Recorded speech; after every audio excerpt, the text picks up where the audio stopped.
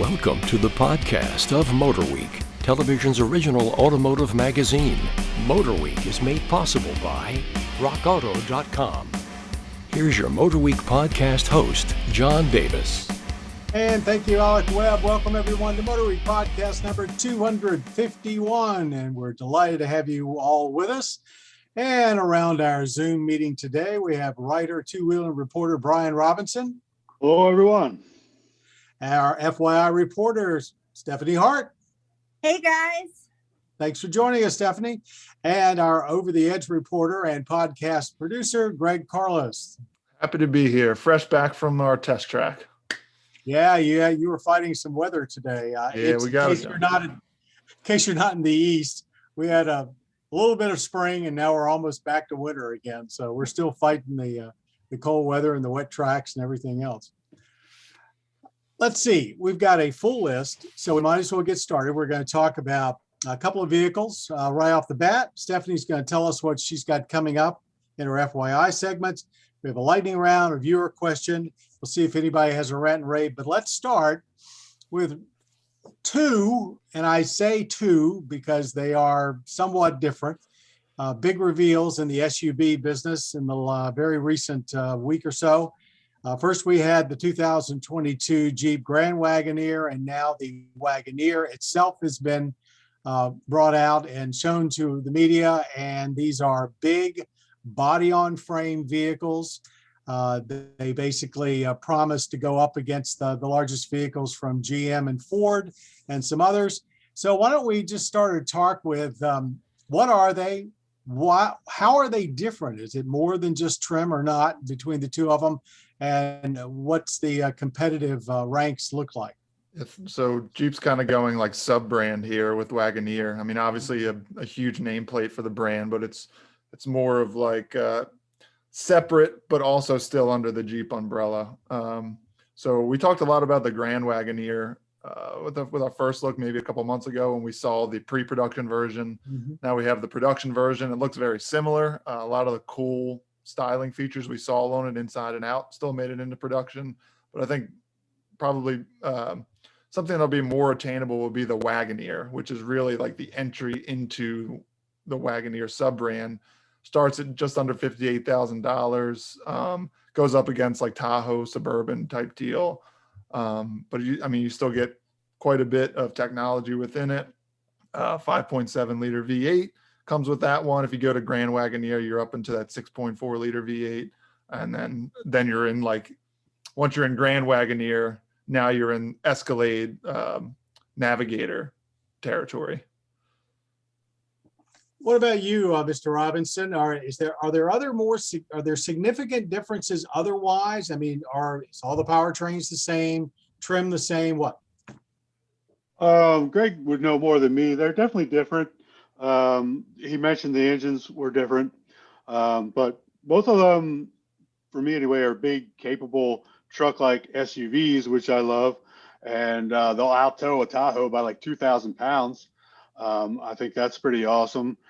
Greg mentioned the Grand Wagoneer going up against the likes of the Escalade, trying to outdo them. That thing is mega luxurious inside, and they still made them Jeep-like. They can afford 2 feet of water and climb over whatever you need to climb over on your way to Costco or wherever you got to get to.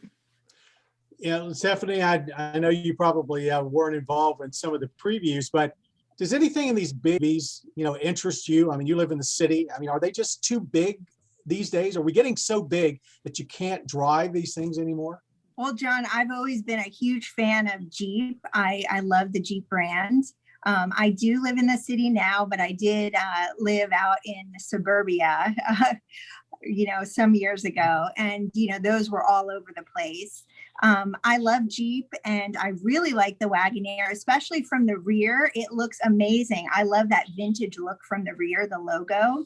So I was really impressed by that. And yes, it is massive. It's huge, but there is definitely a market for that, especially for folks with a larger family.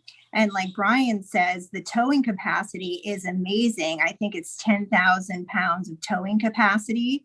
So you throw the family in there, hitch up the boat, and you're ready for summer. And it's getting warmer out there. So, Yeah, hopefully, fingers crossed. I love this new vehicle. I really do. I'm wondering if buyers, when they go in, are going to be a little confused though, because not only do we have the new Wagoneer and Grand Wagoneer body on frame, but over one step down, we've got a new Grand Cherokee, and with that, the Grand Cherokee L, which is a 3-row for the first time for the Grand Cherokee.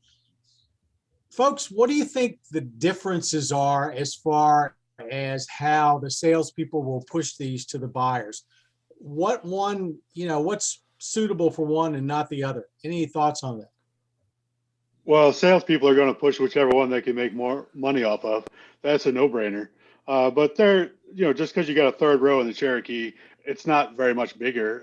It's nothing like these, like Wagoneers are. I think they're still more Tahoe size than Suburban, judging from the looks and the pictures. I haven't seen one in person, but the Cherokee is still mid-size and even a little small for a mid-size these days, whereas the Wagoneers are much bigger.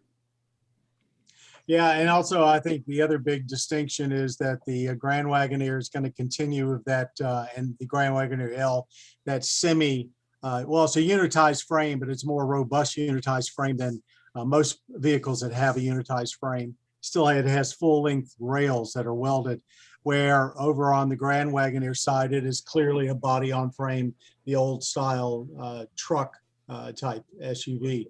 But I am impressed at how they have, taken the wherewithal, the money that they would have designed other passenger cars. Once they went away, they put them squarely back into SUV products that the market seems to be gobbling up. So the future certainly looks bright for the Jeep brand. I'm sure that's a big reason that the Peugeot folks bought up FCA and Stellantis, or however it's pronounced. It's like if they keep going, you just won't be able to pronounce any of these names. Speaking of SUVs and the former FCA company, a vehicle that I just almost didn't believe it was ever going to happen. I bet you over the last 5 years, we've talked 4 or 5 times on podcast about a vehicle going away called the Dodge Durango, which of course was almost the same as the previous generation Jeep Grand Cherokee, but it had a 3rd row. But they were not making that many of them. It was something like, 6 or 7 of the Jeep Grand Cherokees to one of the Durangos. And here we are, an SRT Hellcat Durango. And I have to tell you, I thoroughly enjoyed it, and I hope it lives forever. But how about some details from you folks? I don't think you can get into that thing and not have a smile on your face. No. It is like, it's ridiculously powerful. It sounds good. It's a big vehicle. It's comfortable. That's, I think, most importantly is, you can comfortably cruise. And the only one issue I noticed when you are cruising is sometimes it drones a little bit, which I think we even heard in like the 392 Durango. But I will say, maybe because it is such a big vehicle, I wasn't as blown away with the 710 horsepower as I was when I drive like maybe a Scat Pack Challenger and then get into a Hellcat. I feel like the difference between those two is pretty big.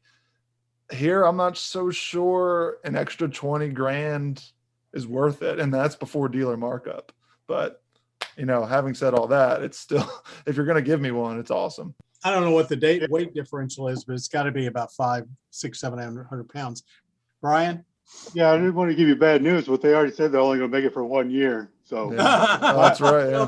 So buy them while you can. It's sure to be a collector's item. It was always odd to me that you could get that Hellcat engine in the Grand Cherokee, but not in the Durango.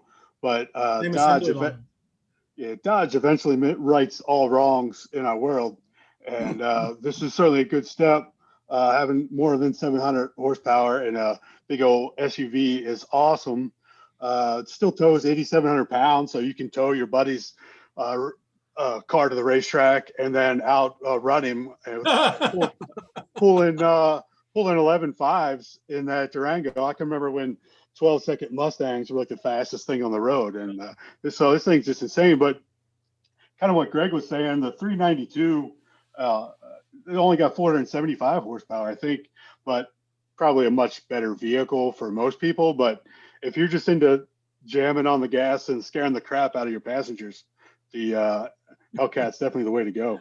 We're just bragging rights. Stephanie, anything to add? I mean, what's not to like about it? I mean, that's a little bit too much horsepower for me, I gotta say, but you know, it's a pretty amazing vehicle, pretty impressive. I like the look of it too. Sorry, I didn't mean to interrupt. I like the look of it, and I have heard that it's pretty comfortable. It is. John, how fast did you get it up to when you drove it? I wouldn't dare say because they'd probably come and knock on my door with handcuffs. But I'll ask all three of you, and Stephanie, let me start with you. Do you think this is the time, if you've got the money, and you're younger than I am, to buy one of these 700 horsepower V8s and stick it away somewhere as a collector's item? Because we're starting, you know, if the industry is to be believed, you know, 15, 20 years, it's mostly electric vehicles. I'll believe it when I see it, and I hope I do. But is this the time for someone to be thinking about collecting, specifically, you know, a Hellcat or something else, you know, a big V8 Mustang, whatever? Yeah, Stephanie, if you had the money, what would you do? Yeah, if money is not an option, why wouldn't you? I mean, those big car collectors, it seems like that's what they did when they started way back when in the early 1900s. So you couldn't drive it. That's the issue. It's like, you're going to buy it and let it sit. Cars are weird investments, man. Like I do think this one probably has a much better chance than other vehicles, because I take Dodge at their word. They're just going to make the 1 year. So if you can pay for it now and tell yourself not to drive it, then I think you have a pretty good shot at making some money a decade or two from now. Do you think that's, go ahead, Brian. Yeah, I was gonna say, eventually us people that crave V8s are gonna die off, and all the kids that buying cars today, they're gonna have electric cars that they buy for $20,000 that are twice as fast. So I'm not sure how much they're gonna care. I mean, I didn't care about steam cars or Model A's. You know, I just care. How old are you again? I'm not old at all. But anyway, you know, what we look at as collectors, you know, and really cool now. I'm not sure 40, 50 years from now, it'll really be that cool. You know, about what Greg was saying and what you mentioned too, the 1 year production.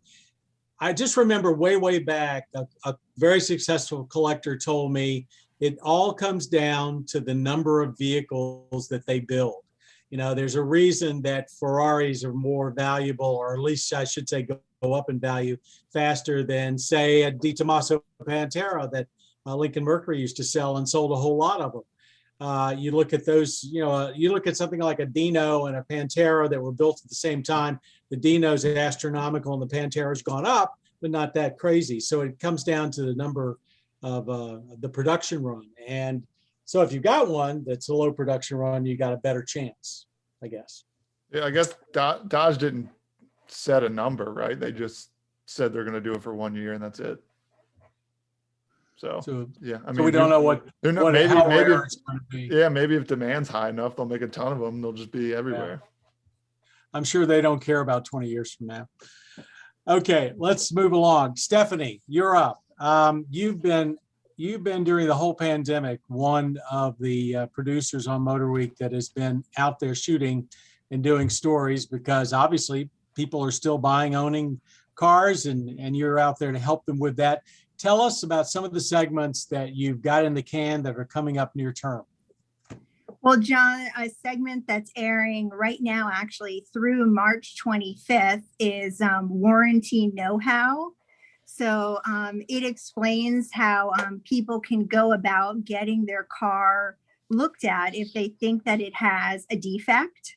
So an organization called BBB Autoline, which is based outside of Washington, D.C., they have about 20 manufacturers under their umbrella. Manufacturers like Ford, Subaru, Jaguar. So if you own one of the vehicles in their program and you think that your vehicle has some sort of defect, you can contact this neutral third-party organization called BBB Autoline, and they're going to help you mediate and resolve the problem. And it's a completely free service, which is amazing. Now, this is after you've gone through the normal dealer, trying to fix it under the warranty and all that stuff. Yes, lemon laws also play a big role in all of this. So it's important for folks to know the lemon laws in their state, because lemon laws also cover different things that the manufacturer may or may not cover. So it can be a pretty overwhelming process, and it's great that BBB Autoline is there to help folks sort of navigate it, because there's just so much information that comes at people when they think that their vehicle has a defect. Many years ago, I helped a friend of mine try to go to arbitration, which is what this is, with an auto manufacturer. And it didn't take me very long in that room to realize that I was outgunned and needed a professional for that. Also, if folks out there, if you do miss this segment as it originally airs on public TV stations and also over on Motor Trend, it will be up on our youtube.com/MotorWeek website pretty quickly under the FYI segment. What else? What else is coming up? Oh, okay. The connection cut out. I hear you. What else is coming up? Well, I'm working on something that's going to be airing nationwide April 16th through the 22nd. It's designed to help people who are thinking about financing new and used cars. A lot has changed since the pandemic, as you know, John, and this is really important information that people should be aware of. And the good news about all of this is there's a lot of incentives right now for buyers. It's actually a buyer's market. Finance departments are really willing to work with folks because they are sympathetic of the pandemic and what it's done to our economy. So that's really great. That's the good news. Manufacturers. No, please finish. Manufacturers are offering amazing incentives. They're also offering financing, 0% APR for, let's say, 60 months. So you'll get the rebate, and you'll also get the 0% financing at a lot of these dealerships. Before the pandemic, we never saw anything like that. So now people are getting both, which is just amazing. You know, what amazes me is you're saying, and I know it's a buyer's market, yet, production has been curtailed for not only the pandemic, but now also there's a parts shortage, a chip shortage, and yet the dealers and the incentives are some of the best I can remember. So that should be an extremely helpful and valuable segment. Can't wait. Thank you. Well, let's move on to our lightning round. And it's an interesting one this week. Not that they aren't always usually interesting. We're fresh off BMW's official reveal of its i8 all-electric SUV. And with it comes the latest version of iDrive. Believe it or not, it's been 20 years since we started giving profanities every time we got into a BMW with iDrive. It debuted first in the 7 Series. We certainly thought it was questionable at the time, but look what's happened. But the central control knob and digital display setup is now used by a variety of automakers, so they were trendsetters. Okay, the new iDrive 8, as they call it, puts an emphasis on voice recognition, voice control, but retains the console knob. So the lightning round question is, as you sit today, do you prefer a central controller or voice command? Who wants to start? I still prefer a central controller, but it's very quickly going in the other direction, because I remember when I started at MotorWeek 2012, that was when like GM was getting into voice control, and it was like, okay, they're just dipping their toes in the water, and it was okay. Now car manufacturers are like with Google, they're with Amazon, so they're actually getting real, like, well fleshed out voice control commands, and it's getting really good. So that gap is closing between a physical controller and voice commands, but I think I still prefer to have control right there at the console level. Stephanie, anything, what's your preference? I do agree with Greg. I prefer to have the control, but I feel like eventually maybe I will go the other way. I think it just takes some time to get used to it. And once you're used to it, then you'll feel safe to give the car control. Mr. Robinson. So that was a very long question. I'm going to have a very long answer as well. So I actually went in 2002, before that 7 Series came out. I actually went over to Germany. It's one of those deals, they fly you over there overnight, and then immediately you get off the plane and they usher you into a dark conference room and turn off all the lights and then tell you about this wonderful new interface that they have. And everyone everywhere is just falling asleep while they're telling us about how great this thing was. But actually, I always thought it was pretty neat. It was certainly a good interface at the time, but the problem was most automotive journalists, they get in a car and they drive for 30 seconds and they've already made up their opinion on the entire vehicle. And that's just something you could not do with iDrive. That was way ahead of its time. So everyone hated it. Everyone complained about it. But BMW's, the whole reason they brought it out was because everyone complained about all the buttons and switches in the previous 7 Series. So as you can see, we're never happy, but they made the system a lot better. And I certainly prefer central controllers over touchpads. Don't get me started on those. But anyway, to answer the original question, I detest voice commands. I'm a mumbler. I'm a mumbler in general. So, and I hate talking. So I really hate talking to machines that don't understand me very well. Oh, that's funny. Well, it's true. Anyway, I agree with you.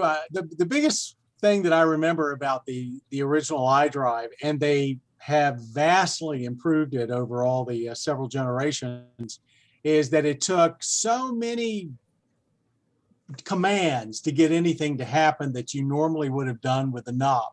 But every time they brought out a new version, they cut down on that to the point now that I think it works very well. Voice commands, I don't know about you or any of you, but when I get into a vehicle that's got voice recognition, which most everything does nowadays at the high end at least, I have set phrases that I use.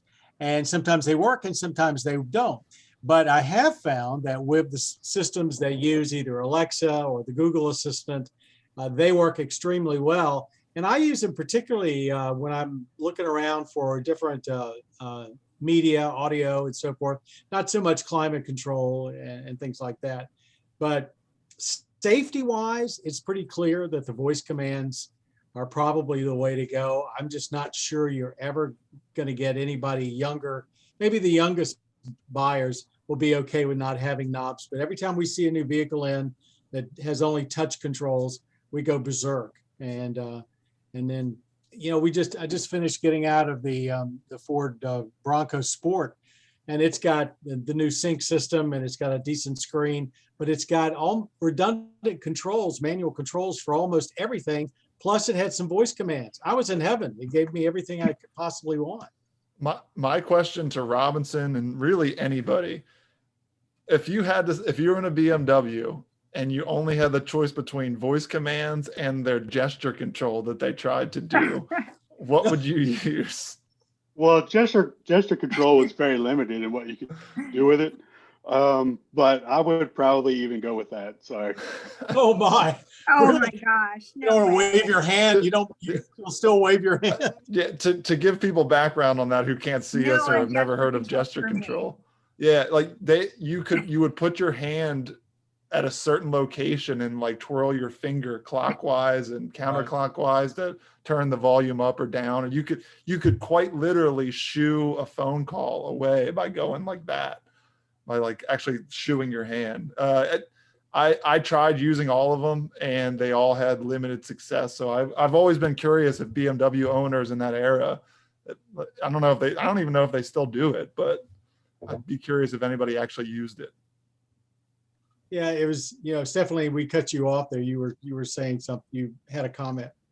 I was just saying, no on the gesture control for me. I tried it on a press trip and it was just, it was a nightmare. No, I would go with the voice commands. It was like you could never figure out exactly the distance from the control. And as Greg said, some you had to and anyway. I remember the first, I think it was the first Cadillac was one of the first time I ever tried it. It's like, get me out of this thing. And you felt a little weird using it too. I mean, shouldn't you have both hands on the wheel? Instead, you're like, I don't know. It was a little distracting and strange.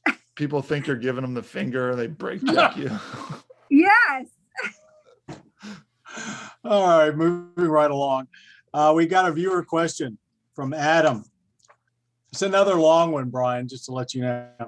I was looking at the new Ford F-150 and was taken back by the destination fee, and it was $1,695 and completely non-negotiable and required for every vehicle. So why are manufacturers allowed to advertise vehicles without including this fee? I totally understand that it costs money to get the vehicle delivered, but if I'm gonna have to pay for it, then don't try to hide it from me. P.S. I like to give credit to GM, who is including the destination fee in the advertised price of the new Bolt and Bolt EUV vehicles. So good for them and shame on everybody else. All right. What do we think about destination fees and the fact that they're not in the MSRP? Should they be? I mean, I know we always include them in our pricing, but it's if you've never been to a press event, which probably most of you have not been to a press event, literally like the first question, at least the first 5, somebody asks what it is. It's either written real small. So even to us, it seems like they're trying to hide it. But I don't think there's any rule or law that says they can't do it because it's not technically the price of the car. It's an additional price like tax and things like that. It's like your cable company provider probably says your service is $50 a month, $100 a month, but then there's like another 50% in fees. So, I mean, if it was illegal, I mean, they probably would have to add it in there, but I mean, it's totally legal. Yeah, that sounds more like a rant than a question. Did we skip ahead? I don't know. Okay. It is what it is. I mean, that's advertising. They're going to try to make it as attractive as possible. You know, are we going to make gas stations stop selling gas at $131.999999, make them sell it for $1.32, or make Walmart put everything at $20 instead of $19.99? It just is what it is. And I wouldn't give GM too much credit either, because they promoted that Bolt EV as being under $30,000 when the price was $37,500. You were paying $30,000 due to government rebates. So, assuming you get it. Stephanie, any comment on destination fees? You deal with dealers more than I think all of us. I mean, it's a bummer. I think it's just a fact of life at this point. But I wish I had this question earlier. I actually should have asked them when I was there the other day, and then I could have brought back an answer. And definitely it's something to ask on a press trip, but I think you just have to sort of grin and bear it at this point. But yeah, it's disappointing. They're there, of course.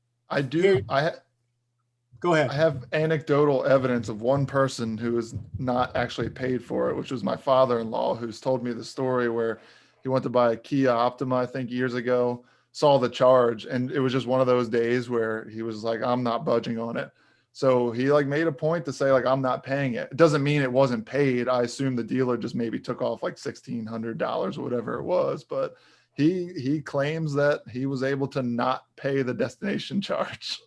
Here's a dirty little secret. All of that money goes to the manufacturer. It's a way for them to actually increase the price of the vehicle more than they normally would. You know, if they increase the vehicle price, say, I don't know, 2%, then they add another $100 onto the destination fee, which now seems to go up every year like clockwork, just like regular prices. So it's actually another way of them to recoup a little bit more money straight back to the manufacturer that they don't have to share with the dealer or anybody else, and non-negotiable. It ranks right up there in my book with some of these charges that are now, depending on your state, dealers can charge quite a bit of money for paperwork and so forth that's involved with buying a new vehicle. And, you know, that's usually also non-negotiable. So it's like the analogy to cable and telephone fees is a good one. You know, it's not the MSRP that gets you, it's all the fees. In this case, the delivery price, delivery freight. We used to call it freight. Okay. Well, that was kind of a rant and rave. Yeah, I Anybody, say we any just other leave it rant at and rave? that. Yeah. Anything else that is bothering you this week or that you'd like to give praise to? That Brian, felt I like almost saw your mouth open. No. No, I was making a voice command to my computer here. Stephanie, anything to add? Not that I can think of at the moment. Oh, wow. Okay. Everybody's in pretty good mellow mood because they do think spring is right around the corner. I want to thank everybody for being with us today. Thank you, Brian Robinson, Greg Carlos, Stephanie Hart. It was a very good podcast. We hope you enjoyed it. And by the way, if you're out there trying to find MotorWeek, you can go to our motorweek.org website, click up about the show up in the corner, pull down a list, put in your zip code, and you'll find out where we're broadcast on your local public television stations and the timing. And you can also catch us over on our cable partner, Motor Trend. I'd also like to thank the folks behind the scene that make their podcast happen. Jim Bigwood, our audio supervisor, always does a great job of making us sound better than we have any right to. Of course, I mentioned that Greg here is our producer and our podcast creator, Bob Mixter. To everybody out there, thanks for joining us. Till next time, I'm John Davis, and thanks for being a part of MotorWeek. You've been listening to the podcast of MotorWeek, television's original automotive magazine. MotorWeek is made possible by rockauto.com. For additional information on podcasts, videos, and showtimes, visit our website at motorweek.org. And watch MotorWeek, television's longest-running automotive magazine series each week on your local PBS station.